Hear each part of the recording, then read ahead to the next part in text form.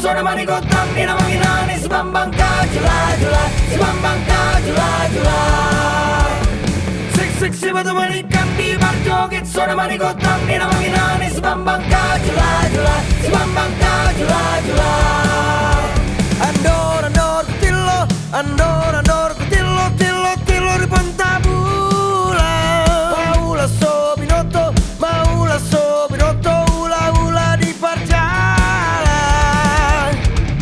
sik si batu mani cambi barco che sono mani contammi la macchina si bambang jula si bambang jula sik si batu mani cambi barco che sono mani contammi la macchina si bambang jula si bambang jula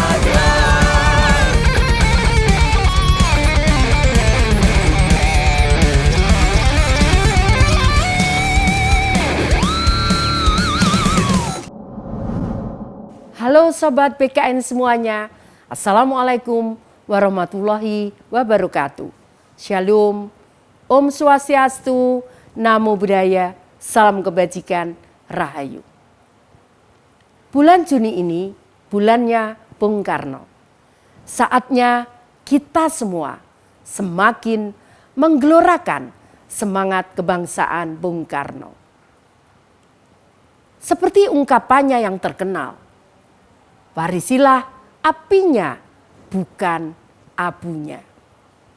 Oleh karena itu, kita perlu memahami cara Bung Karno berpikir tentang kemajuan Indonesia. Untuk memperingati bulan Bung Karno, Dewan Pimpinan Pusat PDI Perjuangan menyelenggarakan serangkaian acara untuk memperkokoh nilai-nilai Pancasila dan pemikiran Bung Karno di masyarakat. Melalui serangkaian metode yang kreatif, cerdas, dan kontekstual untuk seluruh lapisan rakyat Indonesia, diharapkan Pancasila semakin menjadi bintang penuntun dalam setiap aktivitas kebudayaan dan kreativitas masyarakat Indonesia. Tetap semangat, merdeka! Wassalamualaikum warahmatullahi wabarakatuh. Shalom, Om Santi Santi Santi Om, Namo Buddhaya, Salam Kebajikan, Rahayu. Halo semuanya, berjumpa kembali bersama kami di acara Talk Show Bung Karno Series di tahun 2022 ini. Kali ini saya Asti ditemani oleh Jaka. Halo Mas Jaka, Halo. gimana kabarnya? Ya, baik Asti. Gimana nih Oke, kabarnya Asti? Kita hari ini nih? mau ngapain sih Mas sebenarnya? Ya, kita hari ini pengen ngobrol-ngobrol. Oke, Karena di ngobrol-ngobrol. bulan ini tuh kan bulan Juni, ini bulan spesial nih. Oke, bulan apa tuh Mas? Asti- Kenapa spesial? Nah, kenapa spesial kan? Karena di bulan Juni itu juga dikenal dengan bulan Bung Karno. Bapak Oke. proklamator, Bapak bangsa kita. Nah, di bulan Juni disebut juga bulan Bung Karno nih. Asti tahu nggak kenapa disebutnya bulan Bung Karno? Ada kejadian apa? Mungkin karena 1 Juni itu memperingati dasar-dasar negara kita Pancasila ya? Iya, benar. Karena persis tanggal 1 Juni yang jelasin Asti nih, itu Bung Karno memaparkan dasar negara kita, yaitu Pancasila, untuk pertama kalinya di sidang BPUPK. Dan yang kedua, tanggal 6 Juni itu hari ulang tahun atau hari kelahiran dari Bung Karno. Dan ada satu tanggal lagi, itu yang Tunggu Mas, ini ya. tanggal 21 Juni ya Mas ya? Iya, tepat. Tanggal di mana Bung Karno itu wafat. Iya. Oke, mungkin untuk mengenang jasa-jasa Bung Karno yang sudah memberikan kontribusinya kepada Republik ini, mungkin teman-teman di sini juga harus tahu kalau misalnya untuk memperingatinya itu tidak boleh dengan cara yang sembarang. Seperti yang Tepat kita sekali. semua ketahui, Bung Karno itu berkata kepada kita, warisilah apinya bukan abunya. Jadi apinya ya teman-teman, Iya. atau bisa juga diartikan sebagai semangatnya nih Mas Jaka. Iya, benar. Karena untuk mengenang Bung Karno yang dijelaskan Asti tadi nih ya, kita mewarisi apinya, bukan abunya. Nah, untuk mewarisi api-api itu, nah kali ini nih BKN mengundang seorang narasumber yang masih berjiwa muda. Oke. Ada peribahasanya nih Asti. Apa tuh, Mas? Artinya itu tua-tua keladi, makin tua makin jadi. Nah, Oke. udah tahu belum Asti? Ya. Aduh, siapa nih? Langsung Nah, aja oke nih, Mas. ya, kita Daripada sambut kita ya. menunggu Narasumber lama-lama. kita ada Mas Budiman Sujatmiko. Halo, Mas Bud. Sobat BKN, Asti. Halo, Jaga. Mas. Ya, Bagaimana kabarnya? Baik, ini senang sama yang sungguh-sungguh muda bisa ngobrol ya. Nah, Ya, karena Mas Budiman saat ini juga sibuk nih mempersiapkan mencetak anak milenial. Nah, yang Iya nih. apa masa depannya itu biar kaya di bidang high tech. Benar Ya. banget. Ya, enggak. nih, benar Karena banget, Mas Jaka. Mas Budiman kan selalu bicara tentang teknologi. Nah, berfokus pada teknologi dan selalu mempersiapkan nih Asti ini.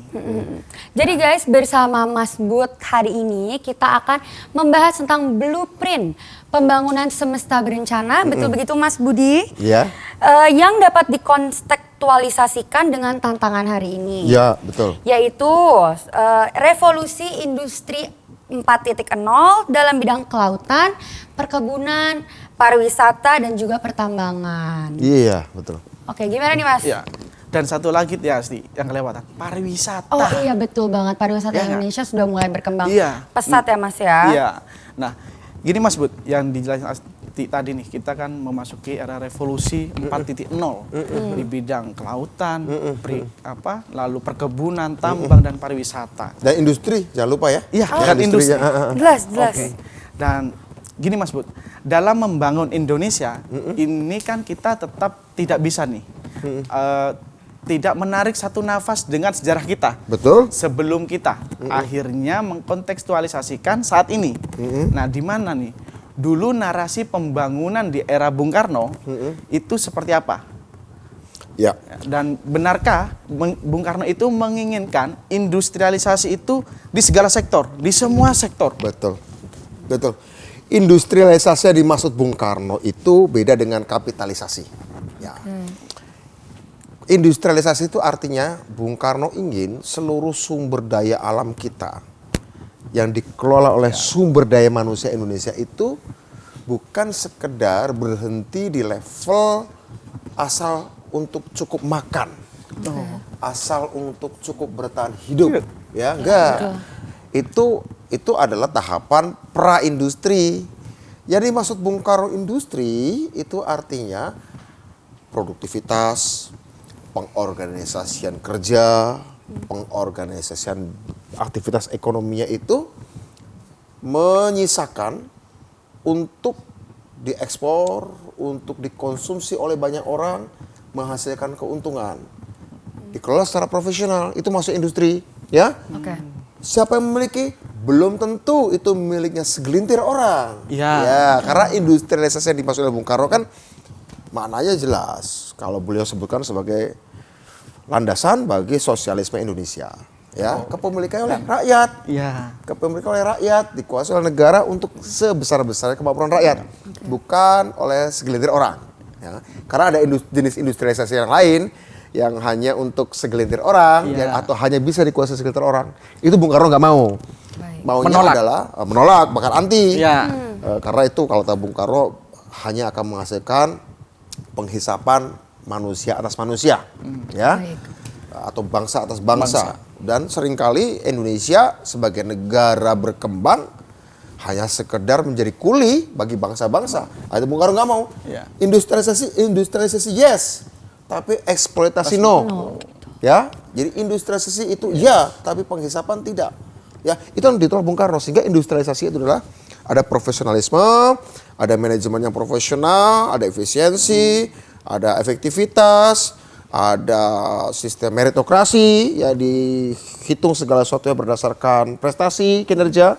Tapi tetap saja ujung-ujungnya yang menikmati harus seluruh rakyat Indonesia. Itu yang Dan bisa segelintir orang yang bisa. iya, itu yang orang lupa bahwa industrialisasi Bung Karno bukan industrialisasi yang serigala menjadikan manusia lain sebagai mangsanya, ya enggak, bukan. Tapi ya gotong royong.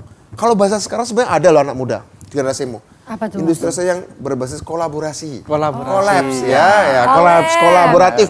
Jadi kalau orang sekarang bicara kolaborasi sebenarnya Bung Karno nyebut itu istilahnya gotong royong. Nah, tantangan kita di situ tuh. Iya. Kita sih udah teruji ya gotong royong tolong menolong. sama manusia supaya tidak kelaparan, tidak mati. Bangsa Indonesia di situ kalau soal itu. Tapi kalau gotong royong untuk industrialisasi kita belum teruji. Belum terus. Kira-kira gitu. Nah, sedikit menyinggung dulu nih Mas Bud.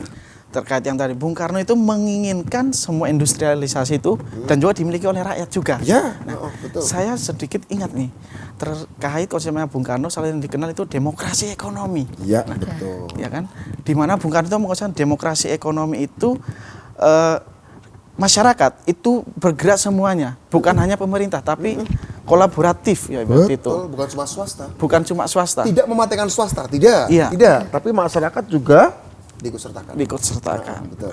Mas Bud, ada sedikit pertanyaan nih. Ya, Pak, pasti. Sebenarnya aku agak penasaran apakah Bung Karno itu menolak investasi atau gimana nih Mas Bud? Bung Karno tidak menolak investasi. Oke. Bung Karno tidak menolak kerjasama ekonomi. Oke. Bung Karno tidak menutup pintu kepada investasi-investasi yang memang bisa membawa transfer teknologi kepada bangsa Indonesia. Yang ditolak Bung Karno adalah ketika investasi itu hanya sekedar gali sumber daya alam, tebang kayu-kayu kita, kemudian jual. Itu yang ditolak oleh Bung Karno. Enggak.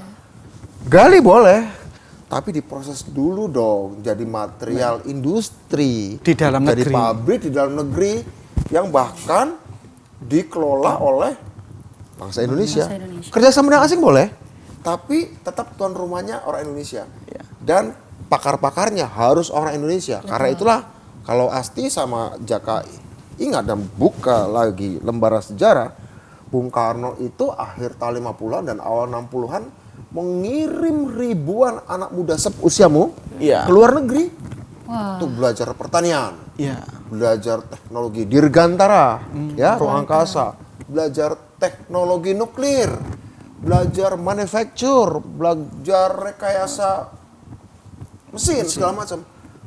Dikirim ribuan orang. Seusia-usiamu udah dikirim oleh Bung Karno kasih beasiswa oleh pemerintah waktu itu.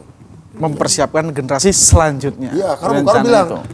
sumber daya alam kita jangan dikeruk dulu. Tunggu nih sampai orang-orang seusia Jaka, seusia Asti selesai kuliah di luar negeri, kita ambil S1 sampai doktor, pulang baru itu dikelola. Itu maunya Bung Karno sih. Oh, gitu. Maunya Bung Karno kayak gitu. Sudah ditata betul, toto yang rapi sama beliau. Begitu.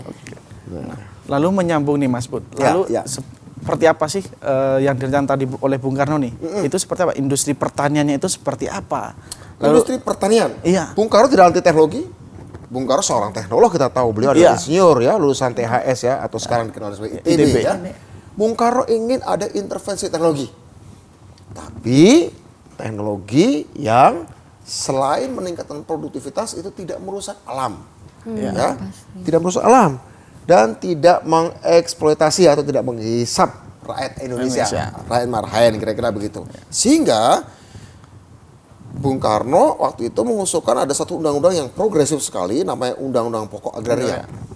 Bahwa industri pertanian atau pertanian di Indonesia waktu masih agraris. Ingin Bung Karno dorong menjadi industri ya kan? Iya. Tapi waktu itu kan pemilik tanah-tanah di Indonesia kecil-kecil miliknya.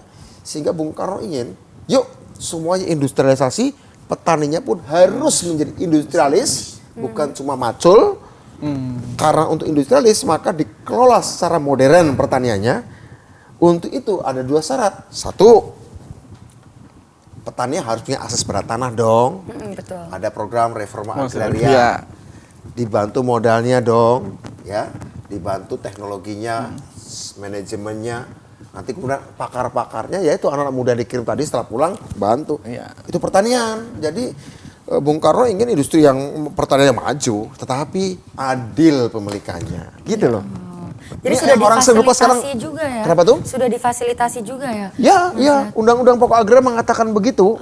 Di zaman tahun 60-an, Undang-Undang Pokok Agraria mengatakan begitu. Jadi sebelum dibangun industrinya, rakyatnya harus punya akses dulu pada tanah. Oke. Setelah itu akses pada traktor, Ya. setelah itu akses pada bibit, akses kepada laboratorium, akses kepada pupuk, akses kepada pasar. All out lah ya Mas ya All istilahnya. out. Jadi dari A sampai Z-nya itu udah disiapkan semua.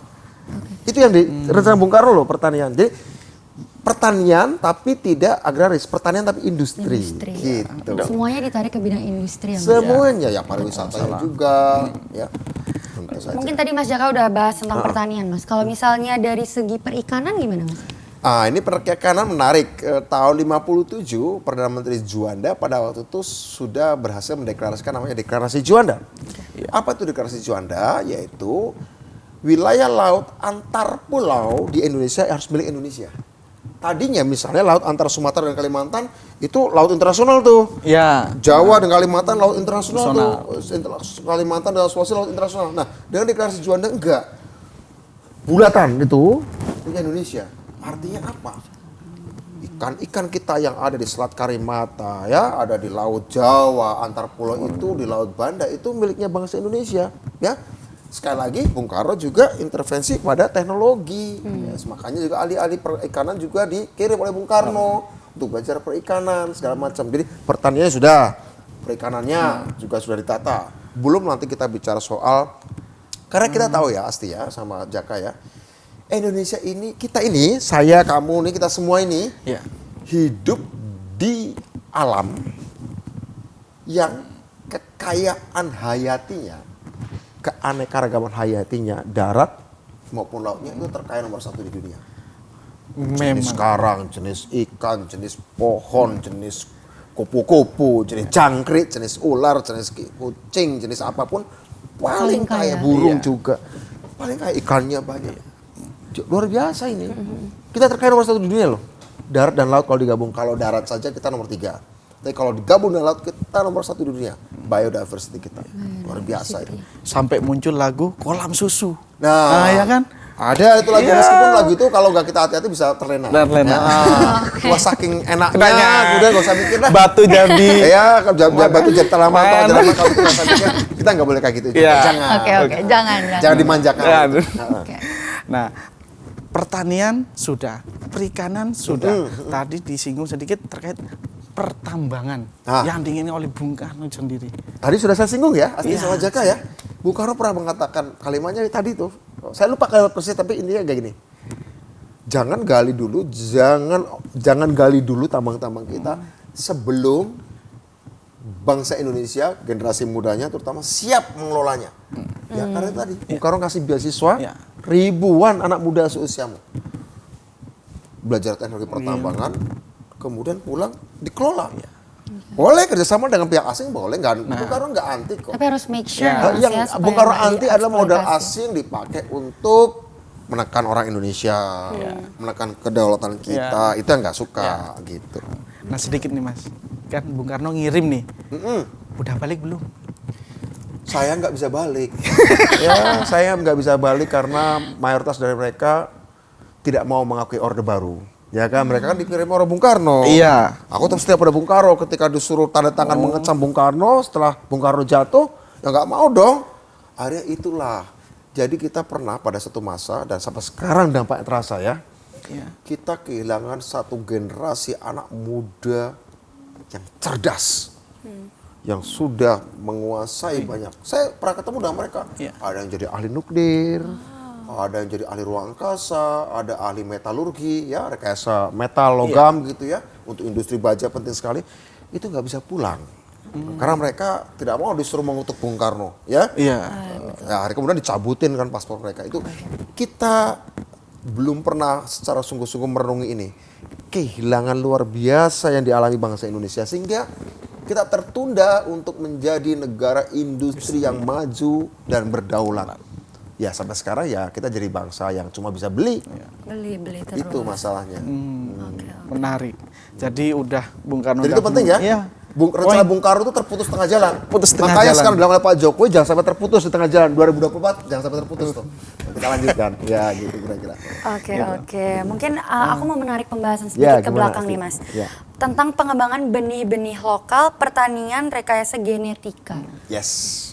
Itu gimana tuh Mas? Mungkin boleh dijelaskan ke sobat BKN yang ada di rumah. Iya betul sekali pertanyaan Asti ini keren. Karena gini Asti. Kita sekarang di era industri 4.0 ya. Industri 4.0 itu sebenarnya lanjutan dari revolusi industri ketiga, revolusi industri kedua, revolusi industri pertama. Revolusi industri pertama itu digerakkan oleh mesin uap, menghasilkan pabrik-pabrik.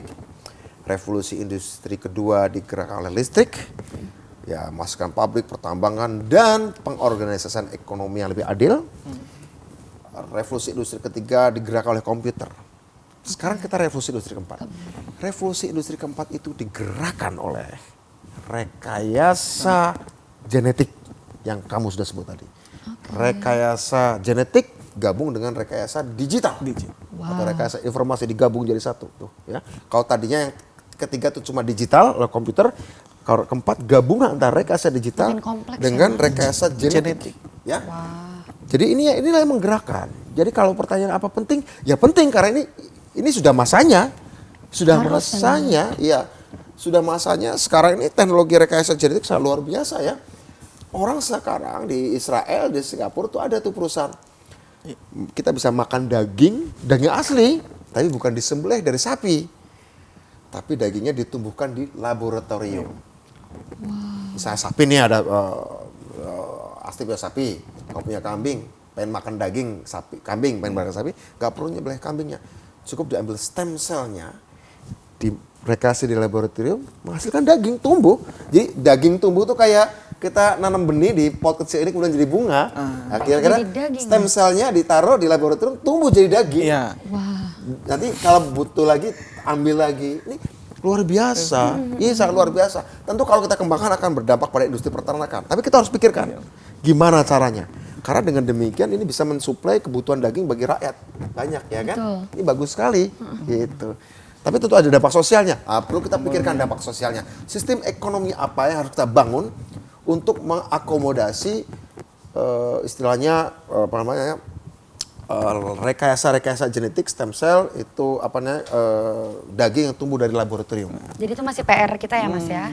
Saya udah punya beberapa teman yang bisa melakukan seperti itu, orang-orang Indonesia, Indonesia ya, sudah melakukan itu. Cuma saya masih di luar negeri. Di luar negeri lagi. Masih di luar negeri ya Mas? Oke. Yang saya pikirkan ini Mas, Ya. aneh juga ya. Dan dari genetik itu lalu tumbuh daging kan, jadi Ya, daging itu ya. salah satu. Hanya satu pian saya, rasanya sama nggak? Sama Kayak daging biasa. biasa. Itu daging asli bukan Luar daging biasa. buatan. Dibuat teksturnya seperti Iya. daging asli bisa tinggal direkayasa aja. Jadi macam ada serat-seratnya. Mungkin beberapa tahun ke depan kita bakal merasakan Kayak seperti itu ya Mas ya? Saya kira itu ya. Sekarang masih mahal tapi saya yakin ya.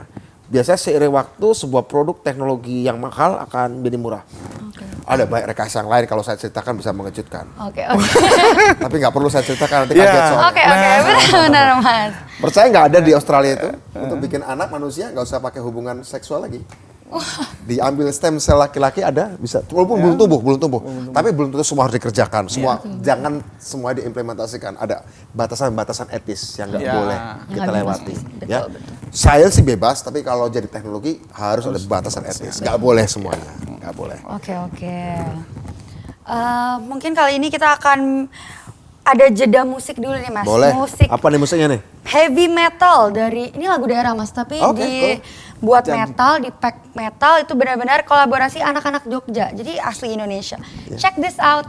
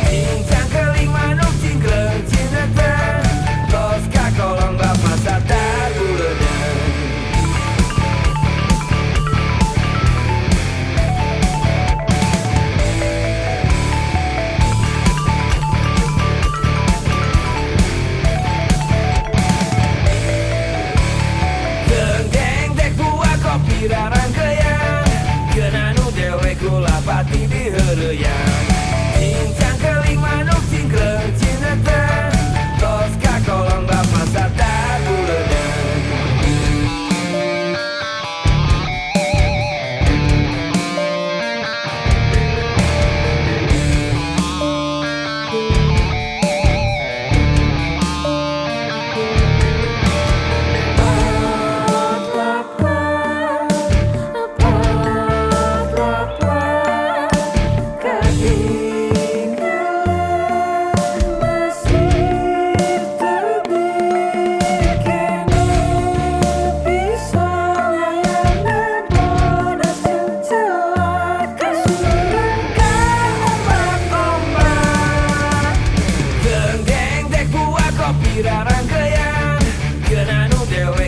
Pati di heureuyang cincang keling manuk cingkreng cineuteuh tos ka kolong bapa satar buleudang. Dengdeng dek buah kopi rarangkeuyang keunanu dewe kula pati di heureuyang cincang keling manuk cingkreng cineuteuh tos ka kolong bapa satar buleudang.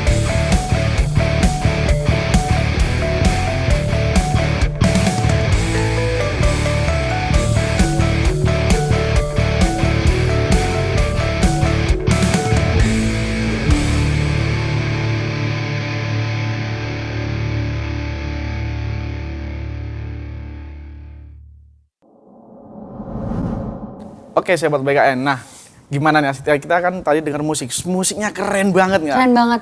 Ya. Benar-benar kayak massive dan Ya. wah menggebu-gebu. Lagu daerah Tapi yang di Semangat anak muda. Ini penting, semangat saya anak suka. muda. Jadi rock gitu. Kalau kita ingin maju, harus tetap berbasis budaya. oh, Ya, karena kalau kita nggak berbasis budaya, mungkin hanya pinter, tapi nggak punya karakter. Ya. Jangan juga, pinter nggak punya karakter itu juga akan merusak bangsa. Ya, Gitu. Oh, baik, Mas. Kita menyambung pembicaraan kita yang tadi. Ya. Nah, terkait rekayasa genetika nih, Mas, Ya, yang ya. tadi itu. Sampai saat ini itu apa aja yang sudah dieksplor di rekayasa genetik? banyak ya, Jaka ya. Sekarang kan tadi saya bilang revolusi industri keempat itu yang menggerakkan adalah gabungan antara digital dengan biological, antara yang digital dengan biologis ya, yang hayati. Ya, ada teknologi baru namanya brain computer interface. Antar muka, antara komputer dengan otak. Ya, dengan otak. Sehingga yang kita sering kenal sebagai telepati nanti itu sudah bisa dilakukan secara teknologi misalnya antara kotak saya dipasangi chip dari satu perusahaannya Elon Musk ada ya. Terus chip, nanti udah saya bisa menggerakkan nih gelasnya gerak sendiri. Bukan magis. Bukan magis. Kita ada gelombang, ada Teknologi sinyal yang itu. Sehingga kemudian nanti suatu saat mungkin proses belajar 10 tahun 15 tahun lagi mungkin lebih cepat. Jangan-jangan kita tidak perlu baca buku. Ya, kacamata Bisa yang jadi. saya pakai itu udah buku sendiri. Saya nggak pernah, nggak usah pegang apa-apa. Bahkan kalau di Scotland, di Swedia itu orang sudah dipasangnya chip ya. Untuk bayar pakai tangan aja. Bayar belanja ke supermarket, pegang aja tangannya. Ya udah uangnya udah terambil gitu ya, sudah seperti itu ya. Jadi banyak sekali teman-teman yang akan, apa batasnya, nggak ada batas. Kemampuan manusia hari ini untuk mampu melakukan 3 jenis rekayasa. Rekayasa fisik, sampai pada tingkatan atom yang paling kecil. Rekayasa biologi, sampai pada tingkatan genetik yang paling kecil ya. Sama rekayasa informasi yang bisa mengubah persepsi kita tentang segala hal ya. Misalnya sekarang kita suka webinar, kan persepsi kita terhadap ruang dan waktu jadi berubah. betul. Saya bisa di Jakarta, kamu Ya. bisa di Jogja, kamu bisa di London, dan kita tetap merasa ada di tempat yang sama. Ya, Ya. ada metaverse segala yang sekarang udah muncul kan. Ya. Itu rekayasa informasi yang sampai pada tingkatan mengubah persepsi. Persepsi kita atas ruang, atas waktu, atas ruang 3 dimensi segala macam. Nah semuanya ini akan punya dampak dan sekaligus peluang secara sosial, secara ekonomi, secara budaya. Contoh secara ekonomi deh, dengan adanya daging bisa diproduksi laboratorium, berarti nanti pasokan daging akan berlimpah. Iya, benar. Kemudian dengan ada misalnya kuliah-kuliah online, pasokan informasi akan berlimpah. Ya. Artinya kita ini akan memasuki era keberlimpahan. Akan keluar dari era kelangkaan. Oke. Semuanya serba ada ya Mas? Semuanya serba ada dan banyak. Ketika dia menjadi ada dan banyak, adalah tugas para politisi, tugas kader partai, ya, untuk memastikan sistem ekonomi yang bisa diakses bagi banyak orang, sehingga tercipta keadilan sosial berbasis teknologi. Jadi tugasnya Asti, tugasnya Jaka, saya juga, dan teman-teman yang lain adalah menteknologikan keadilan sosial. Oke. Gitu. Wah. Seperti apa tuh menteknologikan keadilan Iya. sosial? Dan Seperti keadilan ekologikal, keadilan Ekologis. ekologis. Karena alam juga harus dirawat dong. Ya. Harus green kan? Iya. Jadi industri ini yang tidak merusak alam ya Mas ya? Bisa karena dengan ada misalnya nih, karena beberapa rekayasa tadi, baik itu rekayasa genetik maupun rekayasa atomik, fisik ya, itu bisa menghasilkan material-material baru yang nggak kita temukan di alam. Bisa lebih kuat, bisa lebih cepat, penghantar listrik, Didesain penghantar semuanya. panas, lebih cepat ya. Saya punya teman ahli nanoteknologi rekayasa fisik sampai tingkatan nano. Kalau dia bilang Profesor Nurul, dia lulusan Jepang, dia bilang teknologi nano itu Mas Budiman, kasarannya bagaimana membuat nasi goreng dari kerikil, istilahnya Iya. ekstrimnya gitu. Karena toh baik nasi maupun kerikil kan sama-sama dari atom, Betul. tinggal direkayasa aja susunan-susunannya. Iya. Nah, dia sudah bisa bikin cat yang ngecat di air nggak luntur, langsung Iya. ngecat langsung nggak luntur catnya Iya. misalnya gitu. Bikin baju yang terbuat dari rekayasa nano daun talas. Kita tahu daun talas. Kalau kita tuangkan air, kan nggak Ya, nempel kan airnya kan? nempel, ya. Ya kan nggak berbekas Ya. kan? Ya. Misalnya kamu buat baju dari rekayasa nano, bahan daun talas. Apa konsekuensinya? Baju tidak akan pernah nempel keringat. Baju tidak akan pernah kena lumpur. Waterproof ya, Mas, ya? Waterproof, luntur. Kalau kayak gitu, baju tidak perlu ganti. Kira-kira mempengaruhi industri mesin cuci atau enggak? Iya. Pengaruh banget itu. Mengaruh Mas, Ada- sangat berpengaruh ya. Teman kita, orang Indonesia di Amerika, bikin rekayasa nano baju untuk menggambarkan moodmu. Baju bisa putih dipakai Asti, lagi Iya. bete, warnanya bisa berubah. Lagi seneng, warnanya berubah. Oh gitu. Iya loh, warnanya berubah loh. Oke. Warnanya berubah. Bisa nggak suatu saat ini punya dampak politik? Bisa. Orang tiba-tiba nanti di 2029 ikut kampanye. Pagi-pagi warnanya merah. Ada kampanye partai lain nggak usah ganti baju, warnanya ganti warna lain. Loh, itu bisa membuat orang muda berganti-ganti pilihan politik untuk rame-rame politik untuk kampanye. Ini ada dampak politik, perilaku politik pun akan berubah dengan teknologi ini. Ada anak-anak Indonesia di MIT bikin piano dari kain. Jadi kain, ulos, kain lah ya. Iya. Main piano. Dimainkan. Nah, dengan rekayasa atomik, rekayasa persepsi, rekayasa biologi tadi, semua fungsi barang ini akan berubah fungsi. Kacamatamu akan bisa jadi sekolahmu. Wow. Rumahmu jadi pabrikmu, tubuhmu jadi rumah sakitmu. Oke. Sepatumu jadi apamu. Berubah semua. Jadi benda-benda fisik akan berubah fungsi. Apalagi institusi sosial akan berubah fungsi. Yang fisik aja berubah fungsi. Gitu. Itu pasti tentu membawa tantangan tersendiri ya Mas untuk kayak mengadopsi hal itu ke Indonesia. Tantangan yang paling besar bukan teknologinya. Saya kemarin diskusi dengan profesor dari MIT dan Tsinghua di Bali. Kemarin, 2 hari lalu saya bertemu di Bali. Profesor Ben. Kalau soal teknologi gampang. Itu belajar anak muda Indonesia baik pintar-pintar. Yang paling susah dan paling menantang adalah menyiapkan mental dan budaya generasimu terutama, anak-anakmu kelak menghadapi situasi ini. Apa yang kita siapkan? Pendidikan apa? Ideologi macam apa? Dampak secara psikologis ketika semuanya serba mudah, semuanya serba cepat, semuanya serba tepat. Terus manusia ngapain? Jangan-jangan orang nggak butuh kerja fisik. Jangan-jangan nggak butuh kerja rutin. Jangan-jangan nggak butuh kerja berbahaya lagi. Biarkan itu mesin aja yang kerjain. Itu tugas manusia.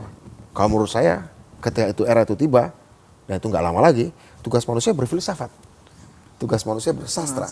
Tugas manusia mencintai sesama. Tugas manusia merawat alam.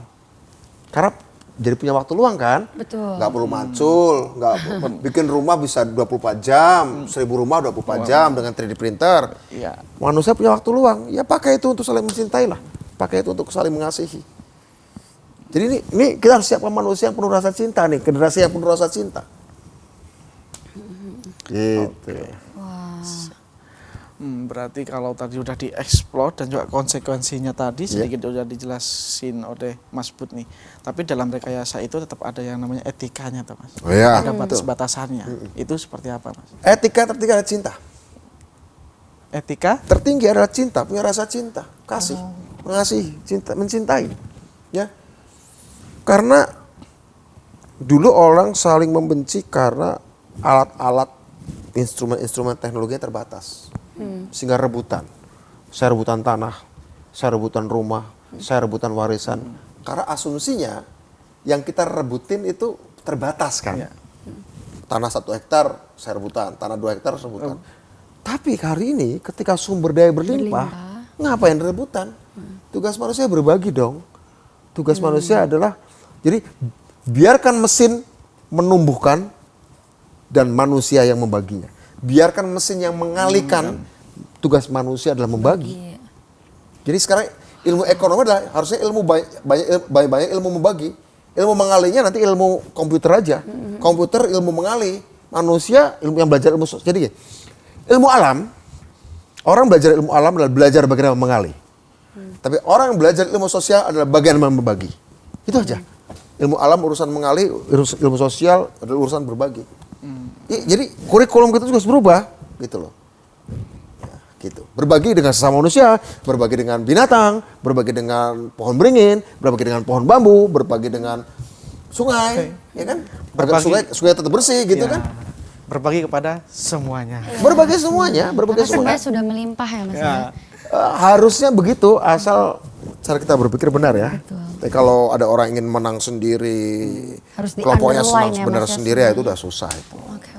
Dari semua yang sudah Mas Bud mention tadi, Ya. mungkin industri apa yang harus pertama kali digarap di Indonesia? Menurut saya 2, bioteknologi sama kecerdasan buatan. Kenapa Mas? Bioteknologi kita, seperti saya bilang tadi di awal, punya keanekaragaman hayati darat, yang di atas darat, dan yang di bawah darat, di bawah tanah, maupun laut, terkaya nomor 1 di dunia.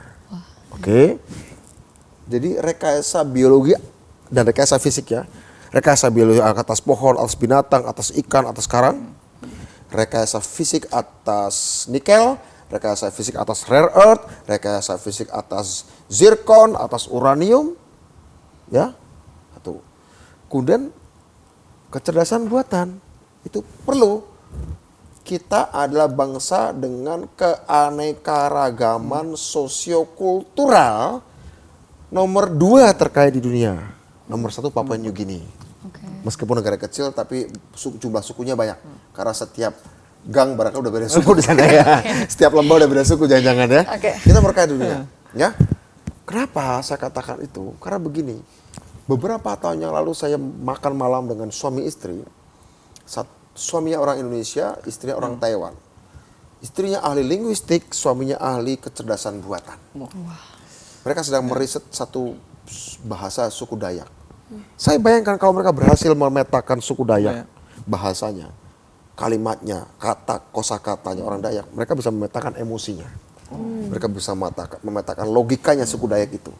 Kalau udah satu suku, logikanya terpetakan, budaya terpetakan, emosi terpetakan, kamu mau jualan apa saja bisa. Betul. Nah, kalau itu orang lain yang kuasai, ternyata misalnya Google yang menguasai budayanya suku Dayak Iban, logikanya suku Dayak Iban, emosinya suku Dayak Iban terpetakan.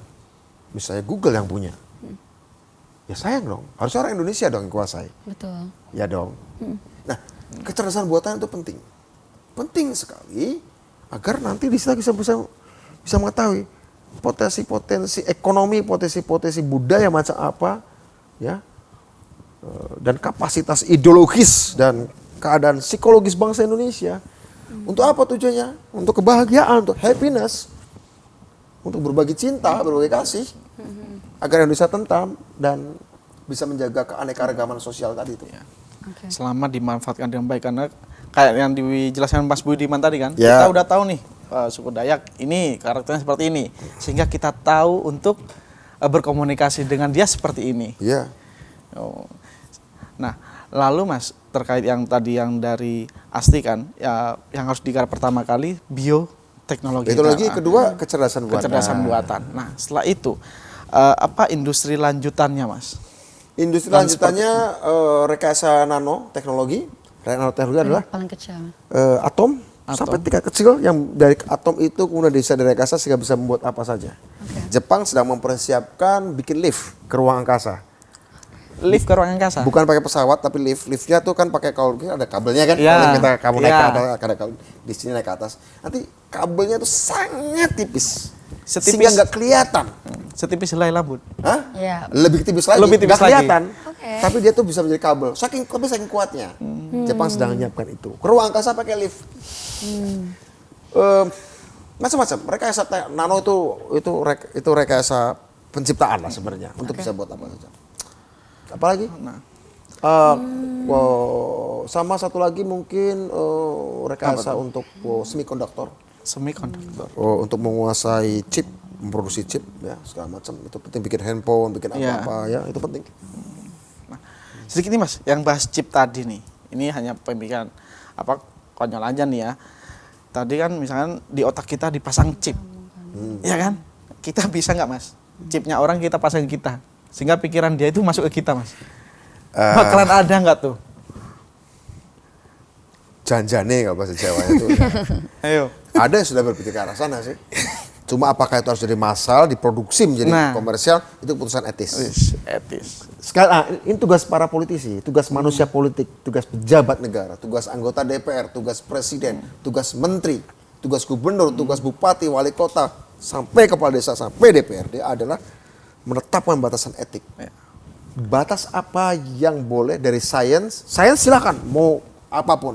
Tapi Dieksplor ketika apapun. menjadi teknologi, artinya sudah Ya. diterapkan atau apalagi teknologi itu dikomersialkan, itu harus ada batasan etisnya. Oke. Semuanya harus dipagar. Kalau sains jangan dibatasi etika, Iya. biarkan tuh logika murni. Tapi untuk membuat manusia mencari tahu tentang alam, tentang apapun lah ya, tentang kebesaran Tuhan juga kan. Tapi ketika dia jadi teknologi harus ada batasan etis. Batasan etis. Etis dan hukum tentu saja. Ya. Itu tugasnya orang politik tuh. Wah. Tugasnya kader PDI Perjuangan. Perjuangan, Itu. iya. Tugasnya murid-murid Bung Karno itu. Harusnya murid Bung Karno harus berpikir ke arah situ. Murid-murid Bung Karno harus berpikir ke arah sana. Betul. Ya. Gimana Asti pembicaraan kita hari ini? Ada nggak yang ingin ditanyakan Sangat lagi nih? amat insightful dan kompleks ya Mas ya.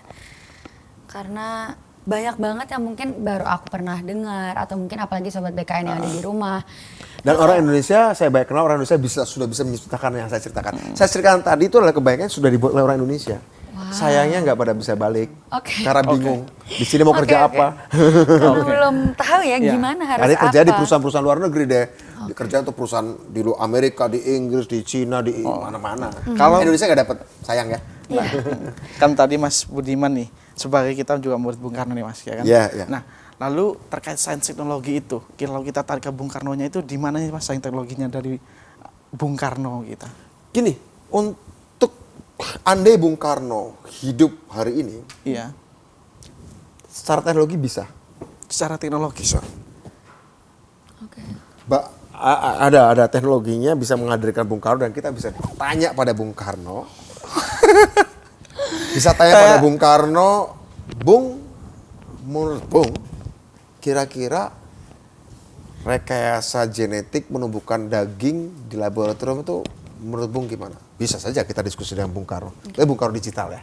Loh, kok bisa Bung Karno digital? Gampang itu. teknologinya.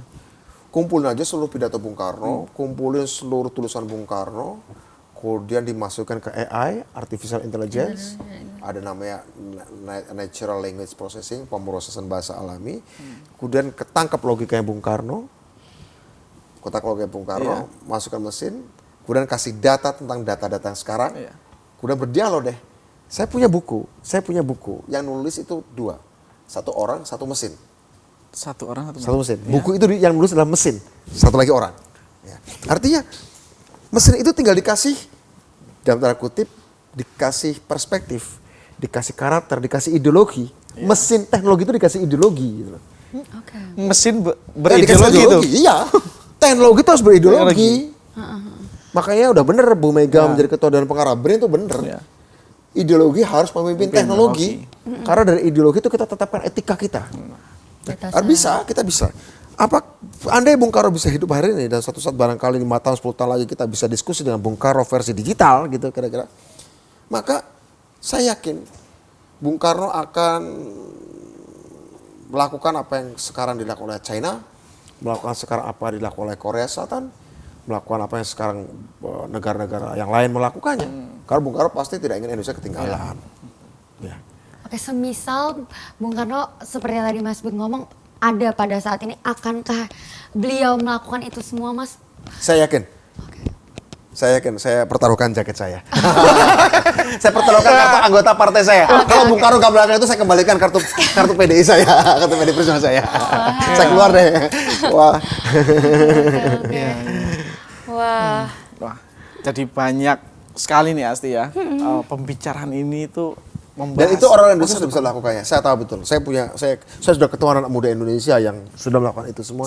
Cuma pada bingung akhirnya kerja di Google, akhirnya kerja di Facebook, akhirnya kerja Semuanya di luar. termasuk DeepMind. yang angkatan yang dikirim Bung Karno.